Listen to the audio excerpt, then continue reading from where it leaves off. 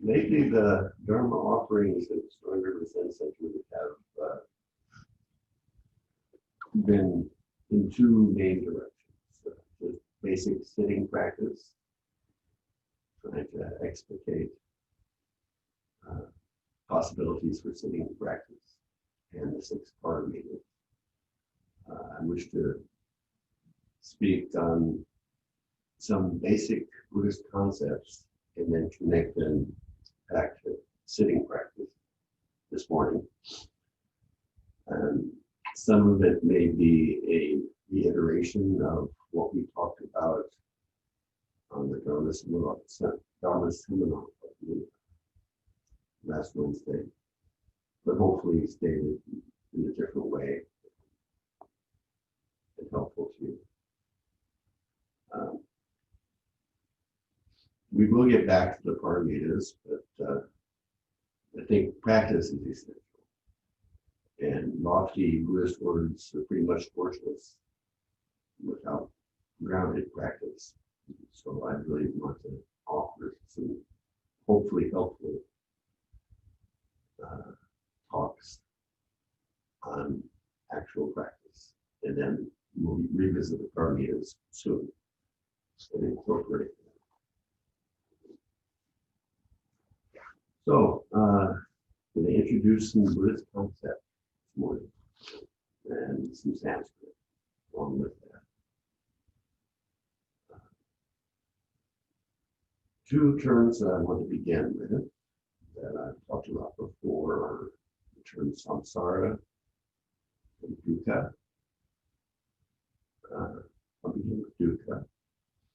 Dukkha is quite commonly translated as suffering, and it's, the Buddha was famous for the Four Noble Truths. First one being there is suffering. Sometimes mistranslated as all is suffering. He didn't actually say all suffering, he says there is suffering. Suffering occurs. But the word suffering is pretty imprecise and potentially misleading choice of a word to translate dukkha. Dukkha, the etymology of the word, has in it the hole on a cartwheel for the axle. It's ka, and do is bad. So it's like bad cartwheel, bad wheel. We want to reduce it to the implications of the etymological root. The word dukkha can be translated as bad wheel, but that doesn't tell us much. But a wheel that doesn't fit the axle well won't turn easily, won't turn smoothly. And so that's the implication of dukkha. It's dis-ease, lack of ease, might be a good thing to ponder when considering what the Buddha meant by dukkha, suffering. Is a lack of ease. Some contemporary scholars and translators have chosen dissatisfaction as a better English word for dukkha, better than suffering. And that also has a certain, what will I say? It doesn't quite, for me, the word ease or lack of ease really hits home. So let's hold the notion of dukkha as being a lack of ease in our being, in our living. So that's, one concept right there is dukkha. The other concept I want to introduce is samsara. Samsara is often translated as the world of suffering, the Buddhist term for the world of suffering. The world of suffering propelled by the three unwholesome roots of greed, hate, and delusion. That might be a classical Buddhist way of putting it. Once again, with the etymology, samsara has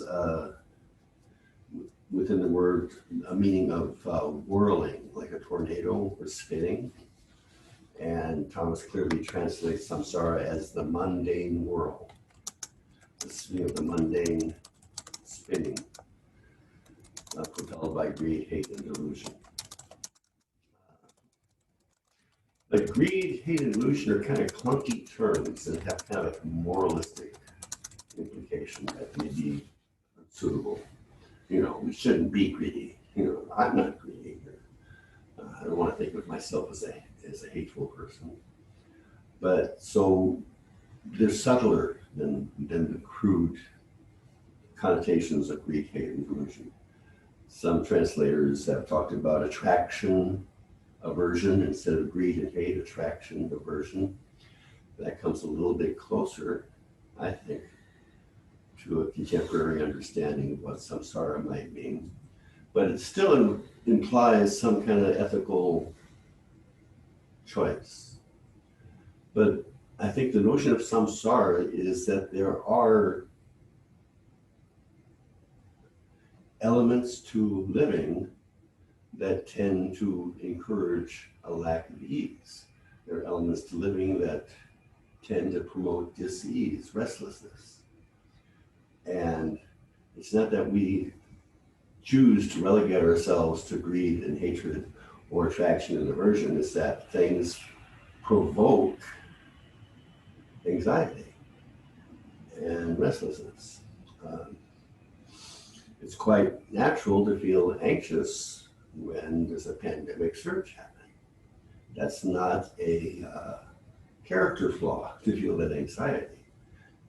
Samsara is not a personal flaw. Samsara is part of the world we live in. And as human beings, we are prone to experience the effects of samsara, of this restlessness that circumstance, political events, media, exploitation, et cetera, all these factors can promote dukkha.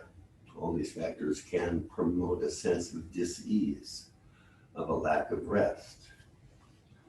And so that's my understanding of these Buddhist concepts, is that dukkha is a lack of ease. It happens. Circumstances as well as behavioral choices can promote it. It's not simply a character flaw. Dukkha is not simply a character flaw, it's being human and living in this imperfect world and being affected by this imperfect world and having one's sense of ease, sense of composure be compromised by this world. It happens. That's dukkha. And samsara is this world with its factors that impinge upon us and can rob us of our composure, rob us of our ease. That's what I might humorously call Dharma 2.0, trying to upgrade the terminology to make it a little more nuanced, a little more sophisticated, to more accurately describe our experience of restlessness and a lack of settledness, a lack of ease. It happens, it's not because we're flawed practitioners or bad humans. It happens because of this world that we live in and co-create. And samsara is the name for this world with all of its anxiety-provoking elements.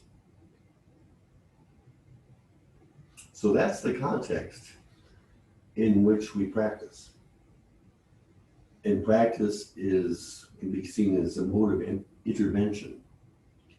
There's this mundane world, this perpetual spinning that we can get caught in very readily if we don't do something to reclaim our sense of ease, to reclaim composure, and to extricate ourselves from restlessness. That is sitting practice. That is practice. It requires some effort. because it's easy to become habituated to this perpetual spinning of samsara, of the world of dukkha, of suffering. And I was thinking that it's kind of like Newton's laws of motion, that an object in motion will continue in the direction of that motion unless it's acted upon by an external agent. And without some intervention, that object's going to just stay along that vector of motion.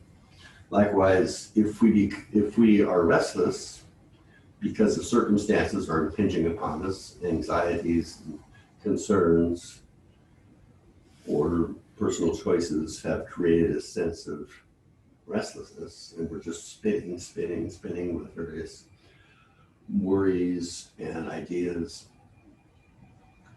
that will continue unless we intervene somehow.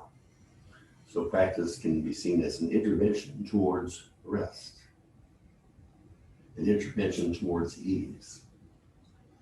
And that's important to bear in mind, that the essence of practice is a certain quality of rest. It's not another work. It's not another job to accomplish. It's not pursuing an accomplishment.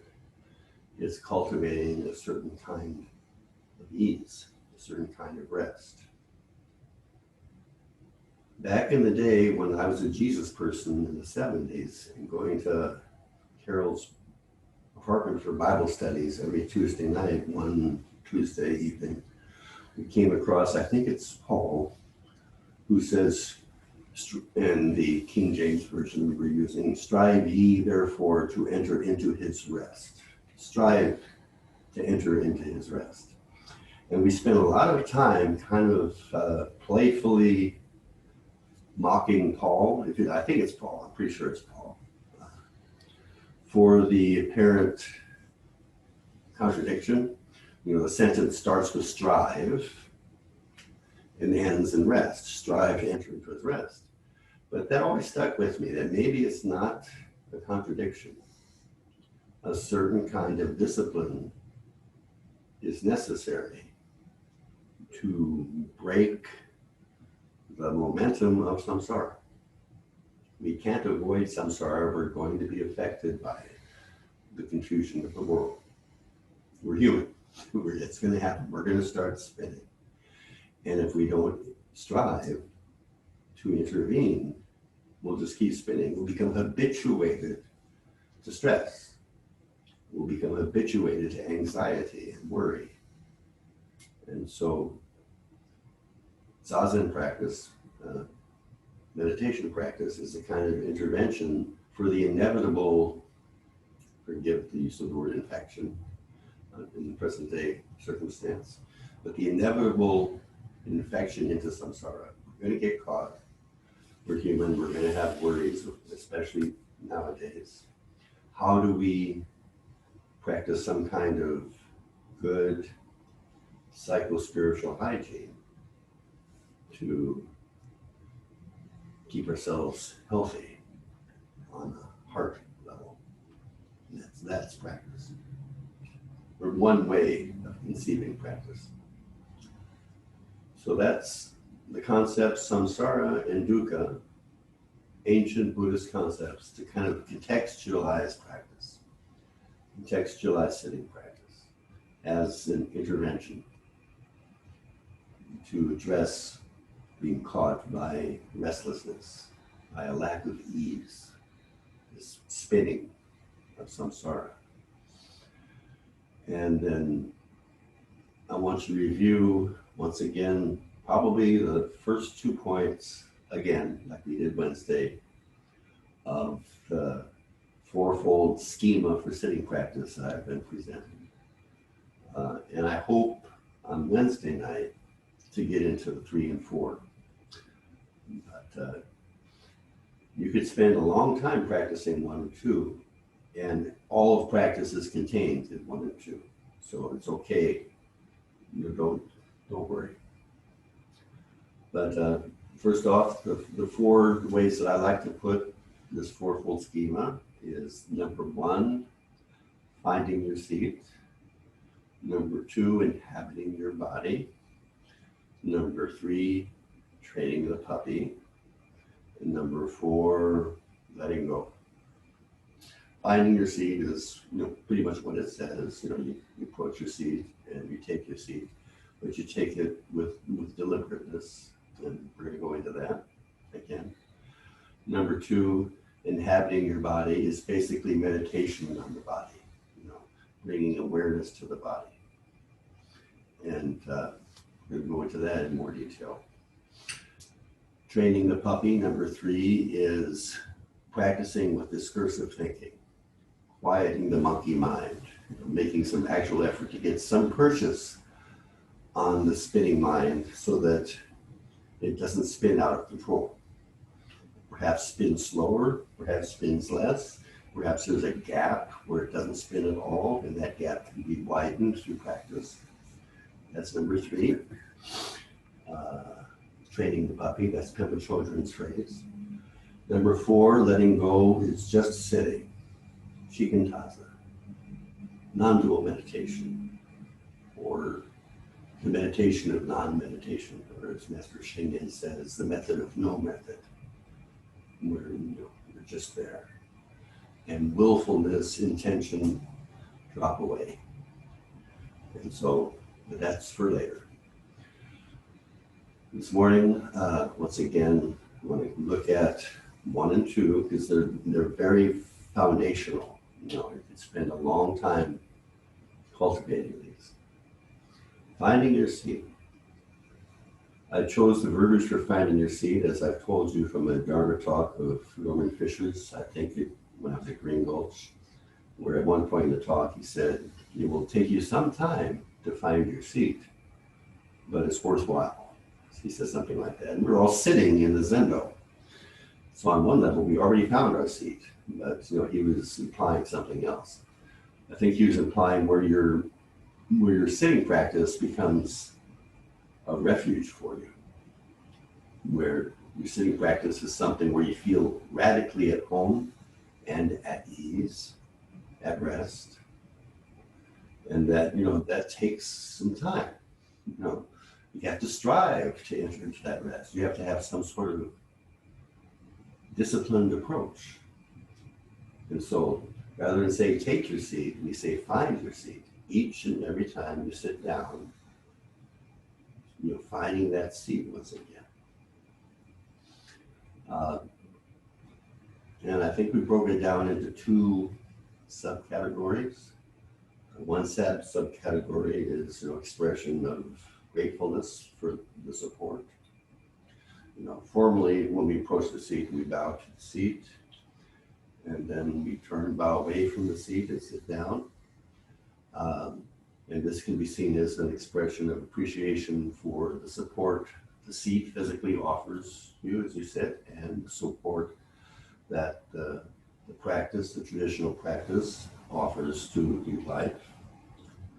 And so, it can be, so it's up to you, internally, how you wish to articulate your sense of appreciation, your sense of gratitude. Gratitude to have another day above ground, just to be alive. Or gratitude for the lineage of Buddhas and ancestors that have brought the practice to us in the present day. If that's your cup of tea, you can do it that way, but it's up to you. The notion is to cultivate appreciation for the opportunity that you're giving yourself to practice. And however you can best articulate that in your own inner world, it's up to you. And the second subcategory is finding equipoise, where you don't sit down and just habitually. We want to break habit. Another term for samsara is habit energy. You find that in sutras and commentaries, this notion of habit energy, that habit makes the mundane world go round. not money, but habit makes the mundane world, samsara, go down. And so we don't plop down habitually, but each time we sit down with mindfulness. And I shared how Reb Anderson one time said that to sit down in a chair mindfully, you can assume, or don't assume rather, don't assume it's going to support your weight this time. This might be the time that the chair gives up and collapses under you. Don't take it for granted. Don't take anything for granted. That's mindfulness, taking nothing for granted. And so finding equipoise is you sit down with care and feel the weight of your body on the cushion. Feel how your legs are positioned to give you a base of support. And then move your spine around and feel the spine in your torso. And feel when you move your torso this way, and then move it a different way, how the vector of gravity impinging upon your torso changes. You feel pressure in different ways. And then you make your movement smaller to where you find that place where the bulk of the force of gravity is being responded to, not by the musculature, but by the skeletal system. That's the point of equipoise, where you maximize the bones responding to gravity and you minimize muscular contraction to support yourself. You keep muscular effort at a bare minimum and let the bones do the heavy lifting. That's what I mean by equipoise between your skeletal system and gravity. This alignment, this equipoise. That's the second point. And so the proposal is that each time you sit, you find your seat. You don't take your seat for granted, but you sit fresh and new. And you intervene, through mindfulness, you intervene with the mundane world. The habit energy that spins restlessness. A certain kind of care, of deliberateness, promotes ease, whereas succumbing to the energy of habit promotes dis-ease. That's the principle. It takes a certain striving to enter into rest. It takes a certain discipline to intervene with that perpetual restlessness that is the nature of samsara. The second step in this fourfold schema is inhabiting your body. The implication there is that incessant thinking, conceptualizing, and emoting is this outside of ourselves. We're in ideation. We're in realms in the head, in concept. And we're on autopilot through habit. And so we're not fully inhabiting our body. And step two is inhabiting the body, which is a shorthand or fanciful way of saying, body meditation. Meditation involving the body. And an excellent way to begin to cultivate body inhabiting, body awareness is a body scan. I first practiced body scan with John Kabat-Zinn at a retreat at Mount Madonna Center. And I've been practicing Zen for 5 years and didn't come across this formal practice until then. But it's a useful one. And it's kind of, you just scan the body with awareness from the top of the head down to the soles of the feet. And by scanning the body, you simply bring awareness to that area of the body, the scalp. You bring awareness to it. Perhaps you visualize breathing in and out through the scalp. But the point is to observe and be aware of whatever sensations are present there. What does the scalp feel like? And as I said on Wednesday, probably there's not much data there. can't feel too much with the scalp. Maybe there's not so many nerve endings, not so much musculature for sure in the scalp area. When you come down to the forehead, a treasure trove of data, right? Much more musculature. Likely there's some sensation that we might be tempted to call tension.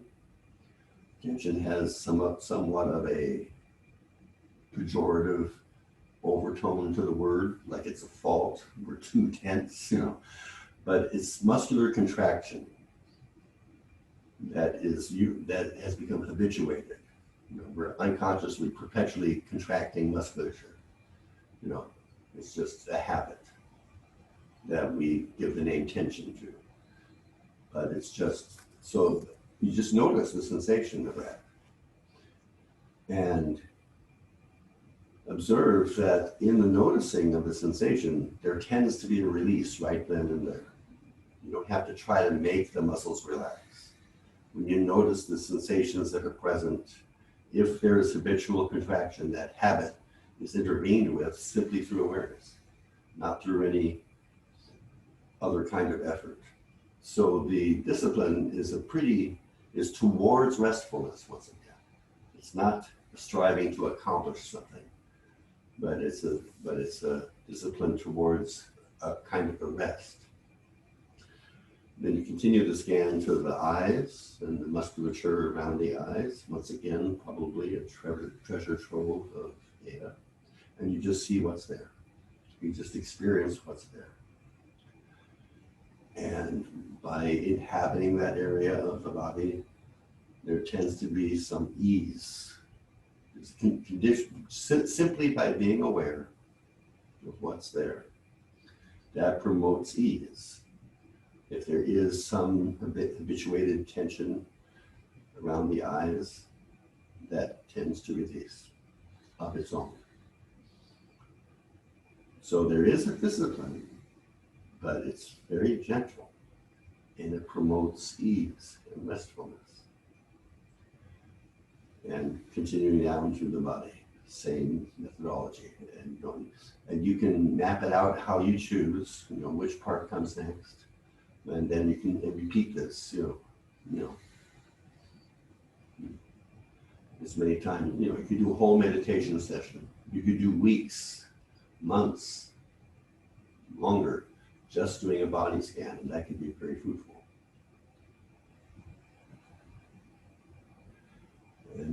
But a very important point is to optimize ease.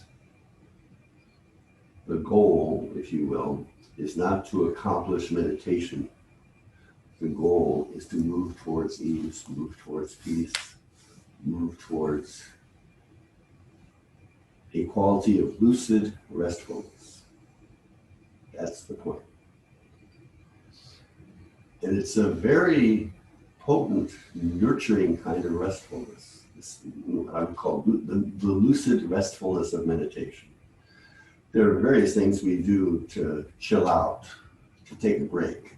We might scroll on Facebook. And that scrolling on Facebook may distract us from worries or obsessions about the workplace or interpersonal stressors, what have you. The scrolling may be a distraction. The French word divertissement, it might be a divertissement from samsara, for a while. But it is its own kind of restlessness. It's its own kind of, samsara that is perhaps less excruciatingly painful, but it's not a lucid restfulness. There's a certain effort of discipline necessary to enter into that kind of restfulness. And that's the point of meditation, to move towards ease. And if we keep that as a focus, that will be a good guide. Sometimes the way to move towards ease would be to quiet a spinning mind. Sometimes, if the spinning mind is intractable, and we have days like that, moving towards ease might be practicing equanimity with a spinning mind. So if we have an agenda of accomplishing meditation, then a spinning mind is bad, a calm mind is good, and we're messing up. And that's, we're missing the fundamental point. We can always find a path towards promoting ease, but we have to see the terrain and accommodate ourselves to the terrain. If the terrain is a pliable mind, then opening up space of quiet and less discursive thought can promote ease. If the terrain is an intractable mind, if we have one of those days where it won't calm down, then a path towards ease is to sit physically still and lovingly attend to our noise. So there's always a path towards peace, but we've got to study the terrain and accept the terrain and work with the terrain.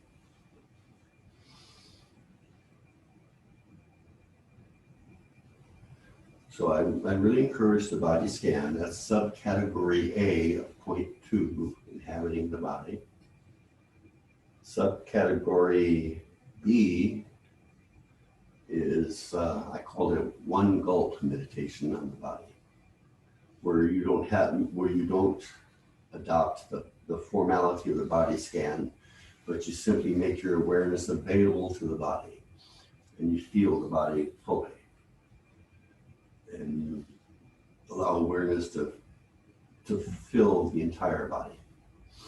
And certain sensations will arise, and you'll feel those, but you don't stick to them, you just acknowledge them and resume meditation on the body, feeling the breath in and out of the body, feeling the weight of the body on the cushion,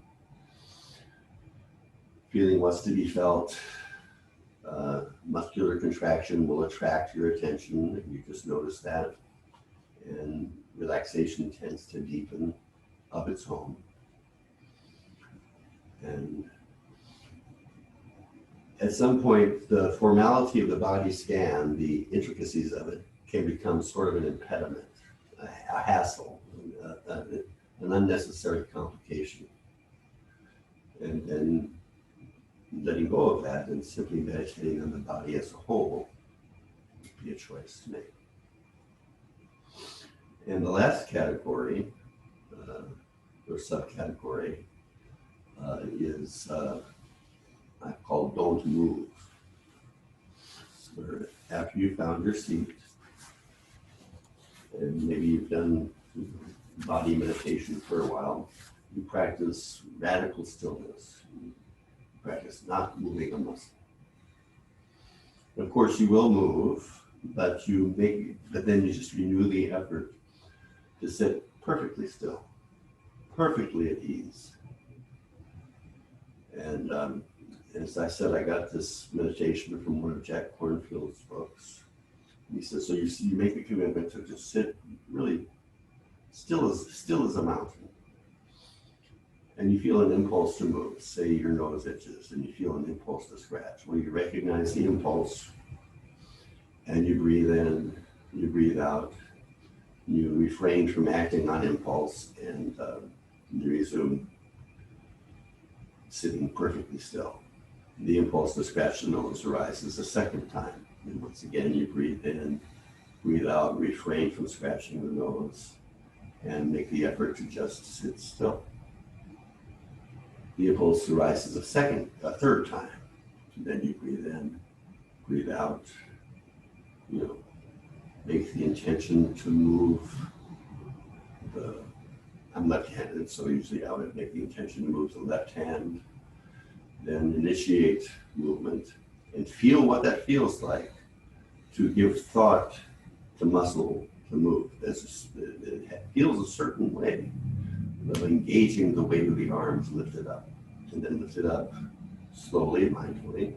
Scratch the nose deliberately, not habitually, but with deliberate gesture, and place the hand back in the mudra. Feel what it's like to release the effort to contract the muscles to keep the weight of the arms suspended, and then resume the not moving meditation. So that's the basic structure. You're going to move. Sometimes you'll move with mindfulness, sometimes you'll move with habit, you'll forget. Sometimes you'll move autonomically, which means you'll be sitting there and a shoulder will twitch. It's not habit, it's just some glitch in the neural system that causes a muscle twitch. Autonomic is the word. And so the virtue of this meditation of don't move is not that you accomplish not moving and you never scratch your nose. It's that you see clearly habit energy. When you scratch your nose and break the protocol of the practice, you're putting a microscope or a spotlight on habit energy. You see, this is what habit energy looks like. That's useful information. And when you move with deliberateness, then you see what that feels like, of initiating with focused intention and action. And then the autonomic thing, you see that things happen spontaneously that don't involve will and don't involve habit, but things happen of their own accord. And you can discriminate between those, and that's useful information. But that kind of gives you some purchase on habit, so that when you need to intervene in habit, you know what that feels like. And you have some clarity, like that scratch there was habit, and habits happen. Habits are necessary. It's not that habit is bad, it's that, how much of our life do we give over to habit, and how can we reclaim inhabiting our being fully and enjoy and be nourished by what that is like. Which brings me to the last point I want to bring up this morning, and that is how, especially the body scan. I really encourage you doing the body scan as a practice, because for me, in my work life, it's stressful. It's skilled nursing facility, especially currently. That's provocative of samsara. I'm very provocative of spinning, because we're spinning around trying to get a lot of work done. We have to spin. We have no choice. But sometimes the spinning gets up to the red line, too many RPMs, and we're going to damage our system. And so what do we do then? How do we intervene then? Well, if you have a daily practice of the body scan, you can do a micro meditation. You can stop, breathe in, breathe out, feel your body, re-inhabit the body. You've been inhabiting a task list. You've been inhabiting stressors of how a certain patient is doing or behaving, or how a coworker is impinging upon your life, and so things are inevitably spinning in various environments. So if you find yourself spinning to the point where it's reaching the red line zone, and that if you allow it to continue, it's not going to be any good, having a micro zazen, you stop spinning and re-inhabit the body. And just for a moment or two, let that drop, let all of that stuff drop. And for the space of 3 or 4 breaths, just feel the body fully. And that can be a very effective intervention, a very effective de-stressor, because you have mindfully habituated yourself to inhabiting the body. So you have that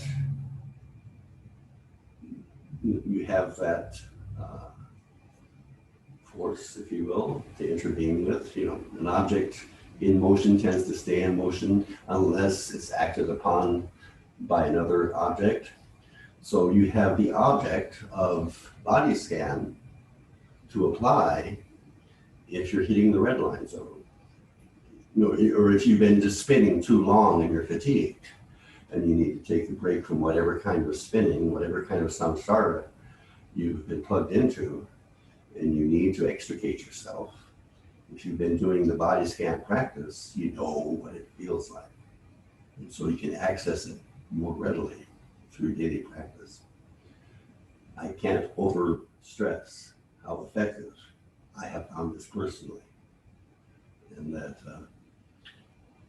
And so if you do, so I really strongly recommend the body scan practice as a resource for living.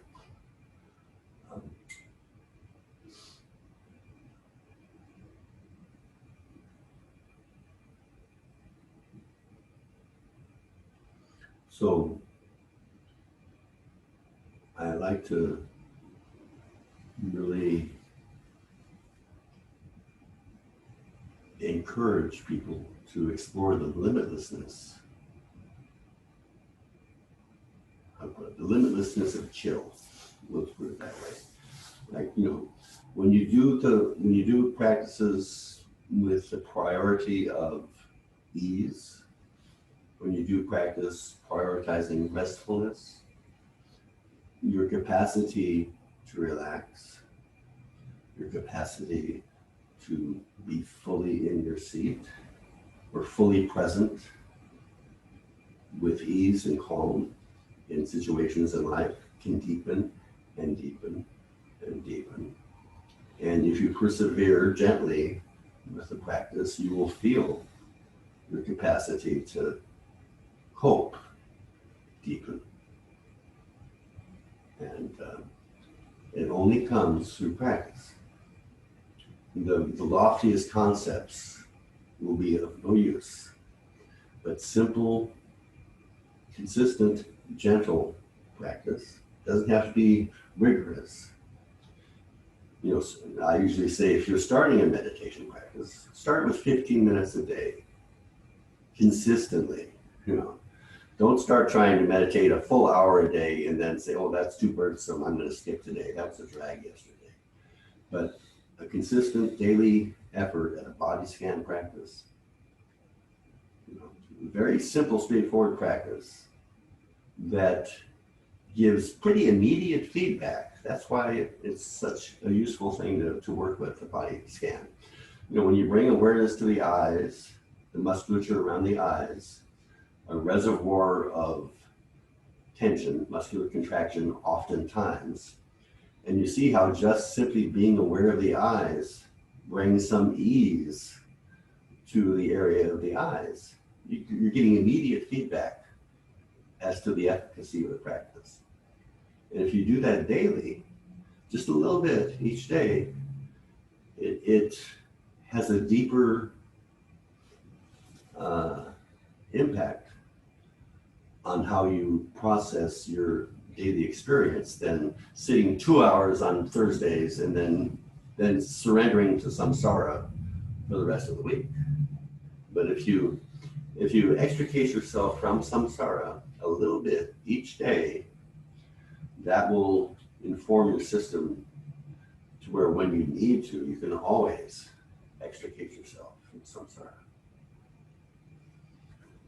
So a little bit of practice each day.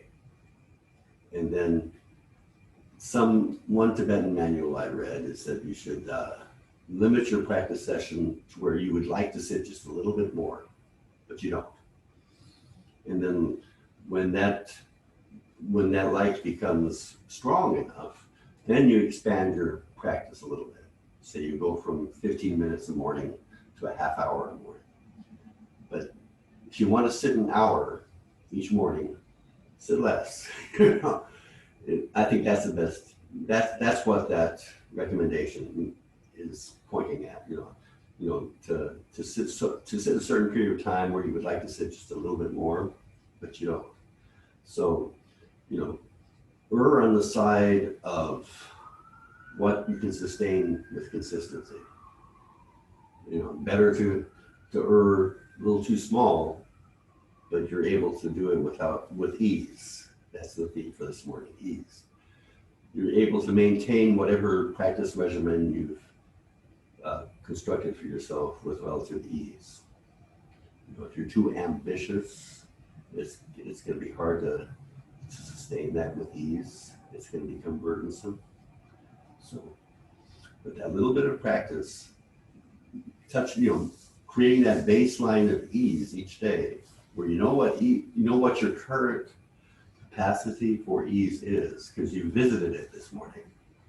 Then later in the day, you're hitting that red line zone and you say, oh, let's check into my ease place, my happy place of ease for just a moment. Let the needle drop into the lower range of the RPMs. Maybe even stop, turn the engine off altogether if you're able. That'd be great. But if you can't, lowering the RPMs is good too. simply going in the direction of rest. There's always a way to go towards peace. You gotta look at the terrain. And for this terrain, what is the path that leads to more peace, more ease? Find that path. You can do it. Okay. That's all I have for this morning. If there are anyone online that would like to say something or offer a question, I'd be happy to take them.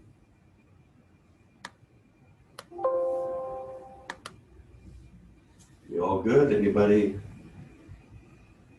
have anything to say?